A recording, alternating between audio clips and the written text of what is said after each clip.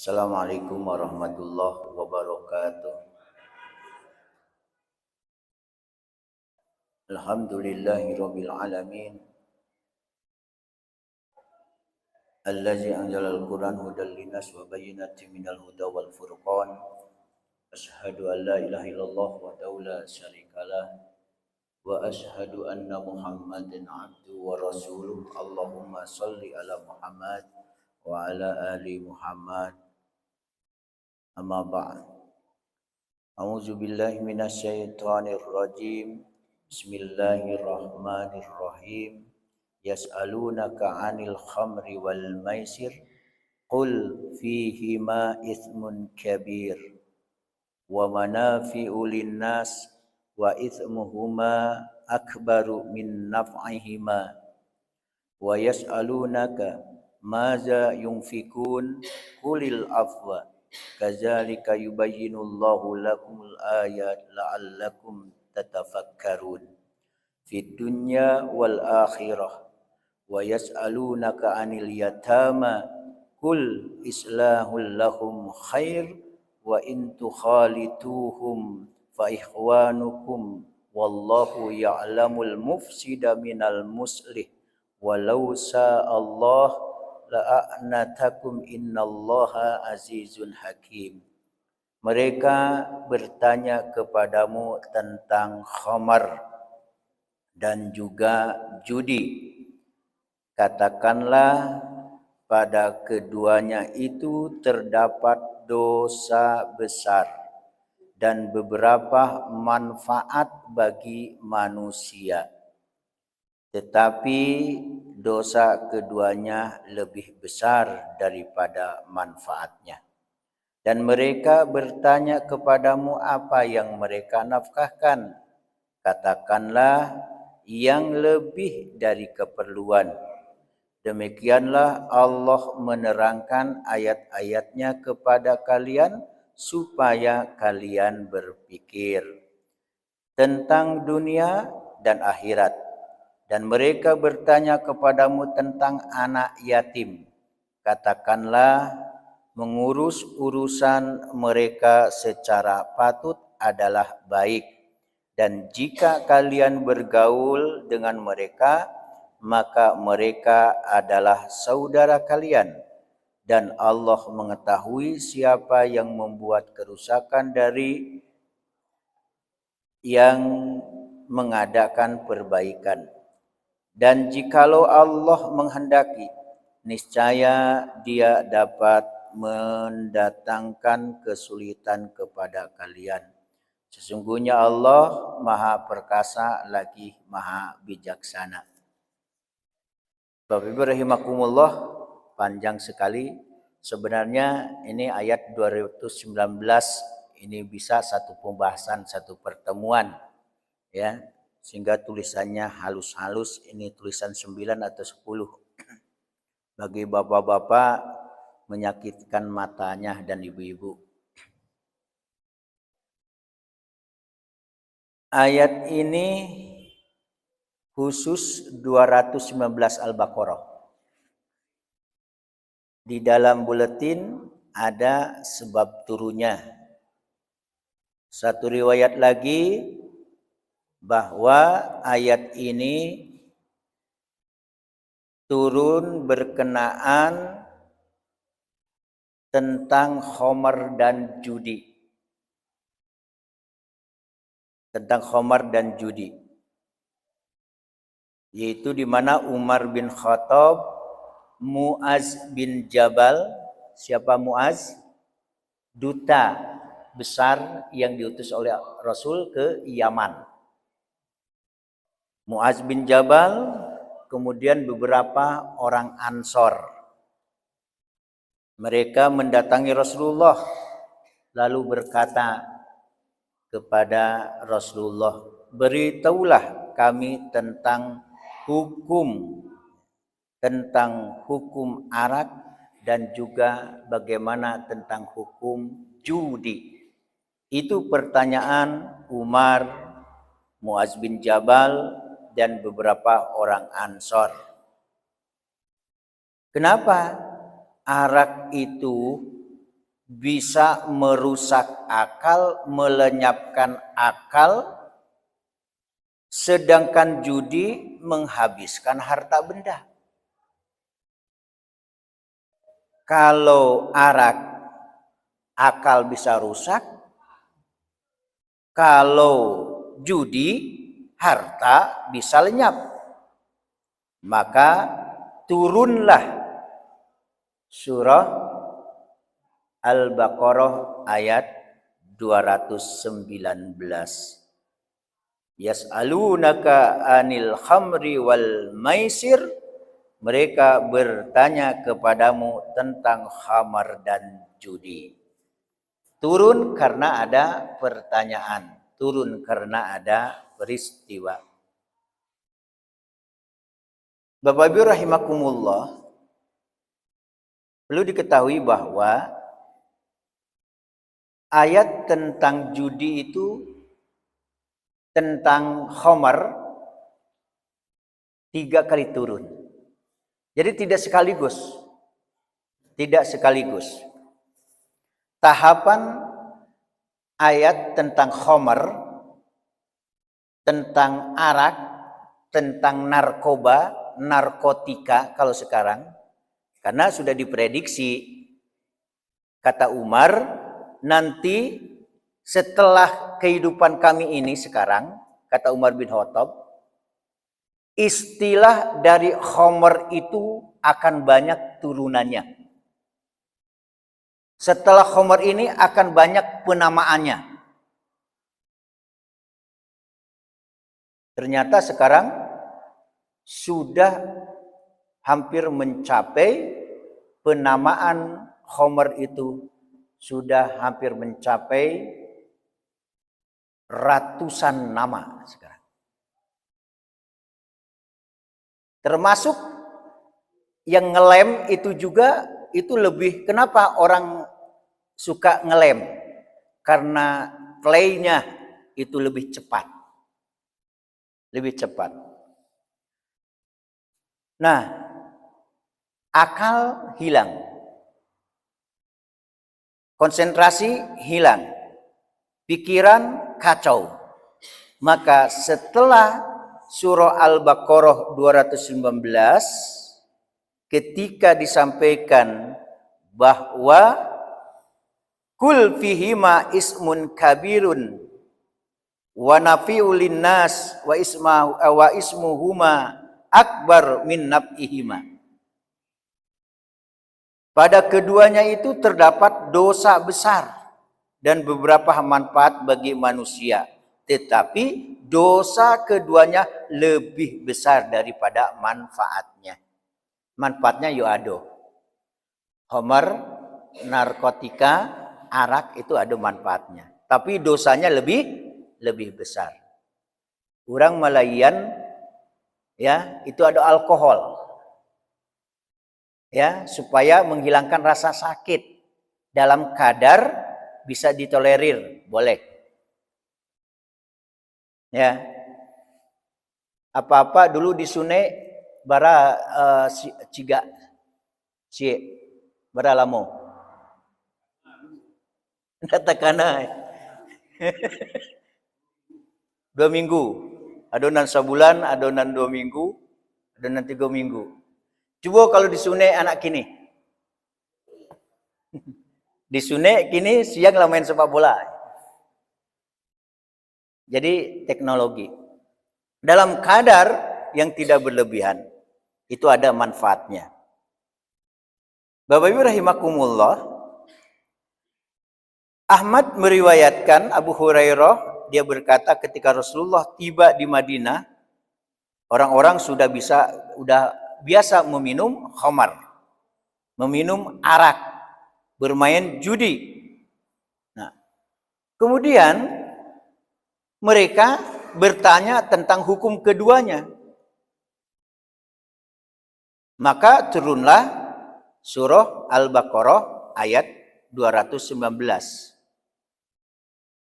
Kemudian mereka bertanya juga, termasuk Umar. Maka turun surah An-Nisa ayat 43. Ya ayyuhallazina amanu la taqrabus shalah wa antum sukara. Hei orang-orang yang beriman, janganlah kalian mendekati sholat sedangkan kalian dalam kondisi mabuk. Itu tahapan. Jadi sebelum pengharaman itu ada 3 tahap. Ada 3 tahap. Tahap pertama surah Al-Baqarah 219. Tahap ketiga surah An-Nisa ayat 43. Wahai orang-orang yang beriman, janganlah kamu mendekati sholat ketika kamu dalam keadaan mabuk sampai kamu sadar apa yang kamu ucapkan. Ini lebih tegas lagi. Ya. Karena dulu ada yang tukang azan, bahkan dia mengimami sholat, kacau bacaannya, ternyata sedang mabuk. Maka turunlah ayat ini. Kalau sedang mabuk, makanya jangan mendekati sholat. Salah satu dekat kepada sholat itu azan. Karena ada peristiwa. Tukang azan mabuk. Sedangkan jago lalo awak. Nah, jago lalu awak harus ditenangkan terlebih dahulu.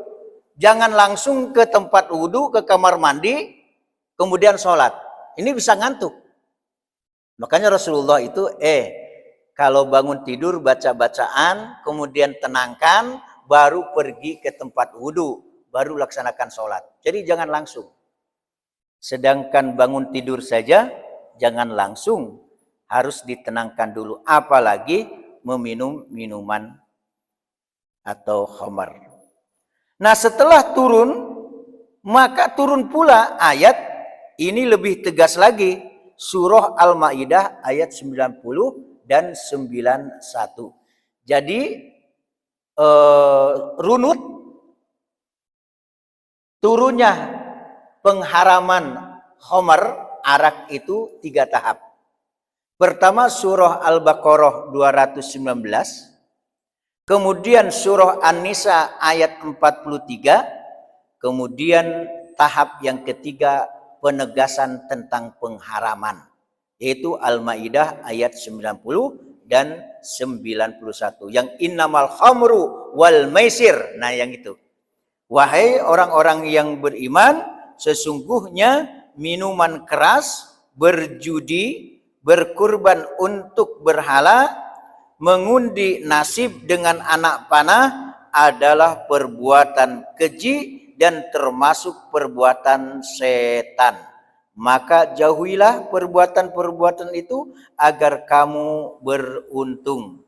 Dengan minuman keras dan judi itu, setan hanyalah bermaksud menimbulkan permusuhan dan juga kebencian di antara kamu dan menghalang-halangi kamu dari mengingat Allah dan melaksanakan sholat, maka tidakkah kamu mau berhenti? Itulah parahnya kalau sudah khamar, narkotika. Berarti surah Al-Maidah 90 dan 91 itu adalah menunjukkan tentang keharaman daripada khamar, narkotika, kemudian jenis yang lainnya yang memabukkan. Bapak Ibu rahimakumullah, nanti dibaca saja buletin. Ada juga Umar menceritakan, ya sampai dia memohon kepada Allah, ya Allah berilah kami penjelasan yang jelas sejelas-jelasnya sehingga puas tentang khamar. Maka turunlah surah Al-Baqarah 219. Begitu juga belum puas lagi, maka memohon lagi Umar, maka turunlah surah An-Nisa ayat 43. Belum puas juga, ingin lebih jelas lagi status hukum bahkan, maka turunlah surah Al-Maidah ayat 90 dan 91. Itu ringkasan dari buletin. Bapak Ibu rahimakumullah, perlu diketahui bahwa khusus untuk Padang Panjang, kalau dulu kan ini daerah perlintasan. Ternyata sekarang sudah ada yang memang jadikan ladang juga. Kalau dulu masuknya melalui Riau, sekarang Pasaman untuk Sumatera Barat. Bahkan Keliran Jauh masuk juga, kemudian pesisir, kemudian dari Pasaman. Ada juga melalui laut. Bahkan dalam 3 bulan ini, ya, seorang brigjen alumni dari Tawalib, perguruan Tawalib Padang Panjang, dia sudah menjadi jenderal dan ketua BNN, ya, Jenderal Riki. Dia menjelaskan bagaimana tidak menggiurkan bisnis narkoba ini. Bayangkan hanya untuk misalnya sampai ke Pinjaro saja, itu kalau yang dimasukkan ke dalam Sarawak dalam, ya, celana dalam perempuan itu 15 juta. Kalau dari luar ya, supaya tidak terdeteksi oleh imigrasi, nah dimasukkan ke dalam parui, ya, supaya aman, dia tidak makan-makan.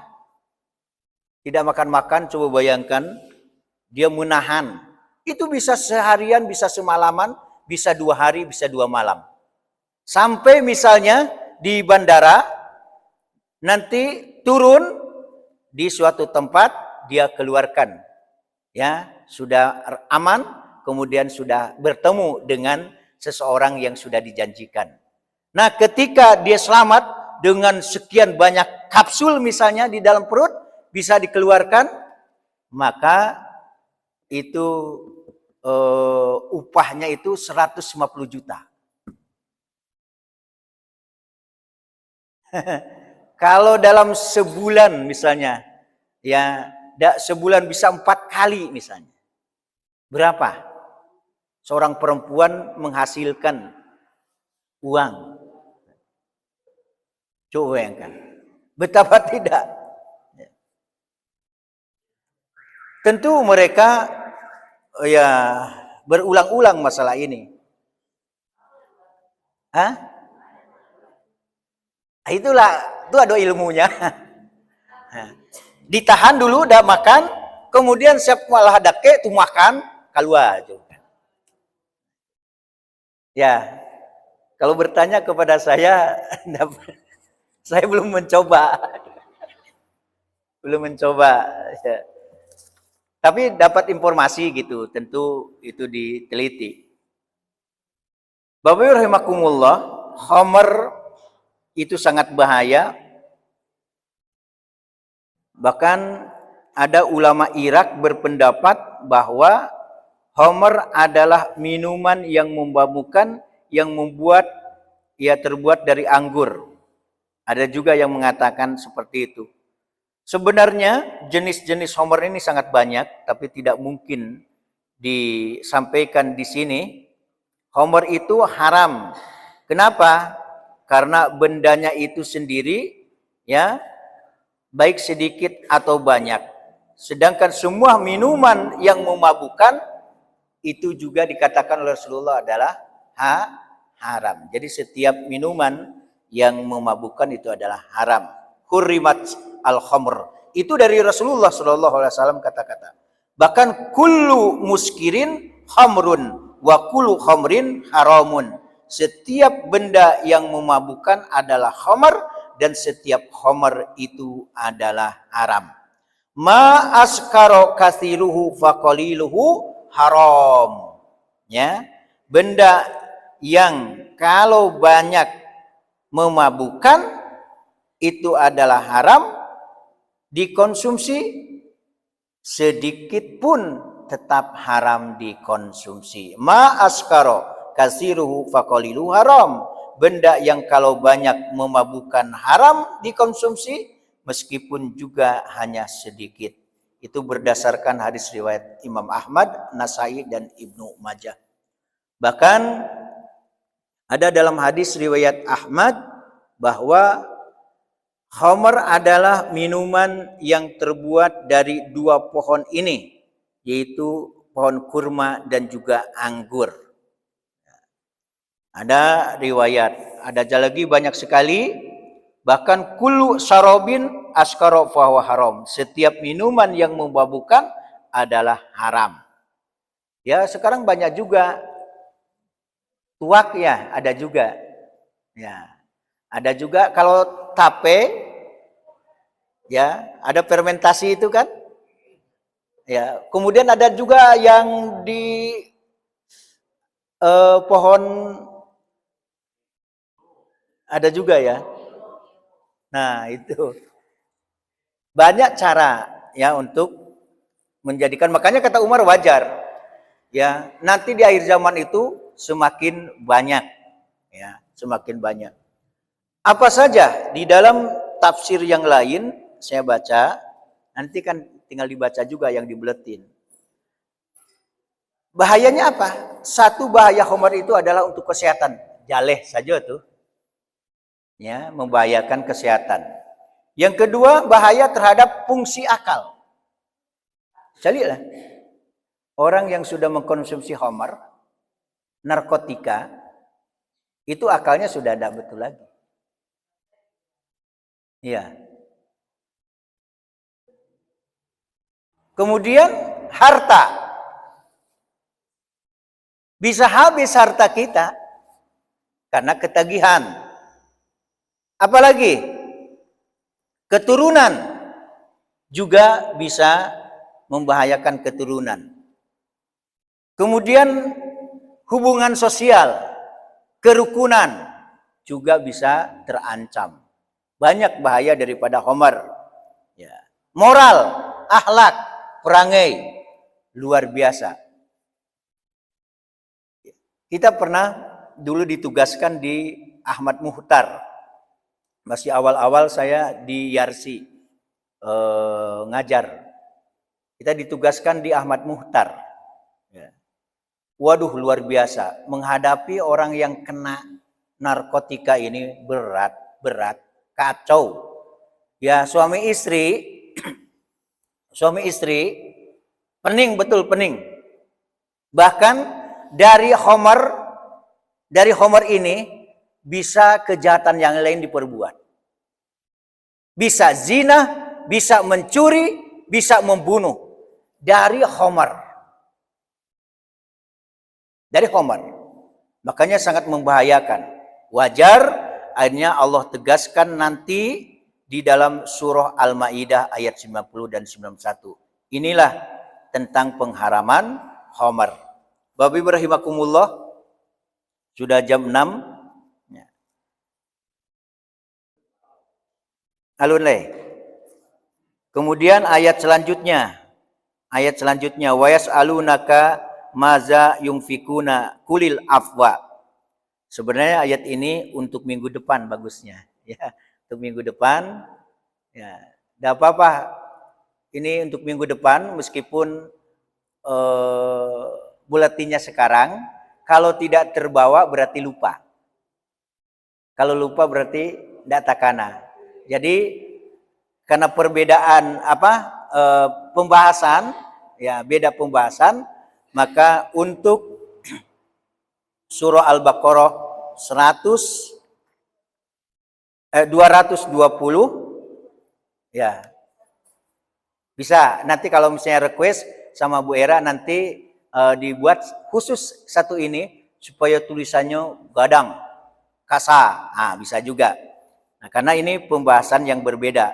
Tetapi alhamdulillah ya, ini sudah diizinkan oleh Allah Subhanahu wa taala, dibuatlah yang ini untuk meringkaskan dan punya dua. Jadi kalau bisa nanti dapat 2. Hah?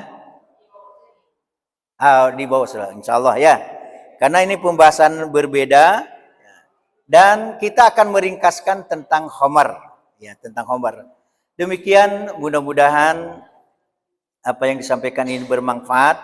Tidaklah bisa tercover semua pembahasan khususnya tentang judi ya, khususnya tentang judi kami tidak bisa juga membahas secara tuntas ya. Kalaulah disempatkan kita membuat nanti di-share di keluarga besar Masjid Nurul Huda atau mungkin personal, insya Allah akan dikirimkan atau di-share. Demikian, assalamualaikum warahmatullahi wabarakatuh.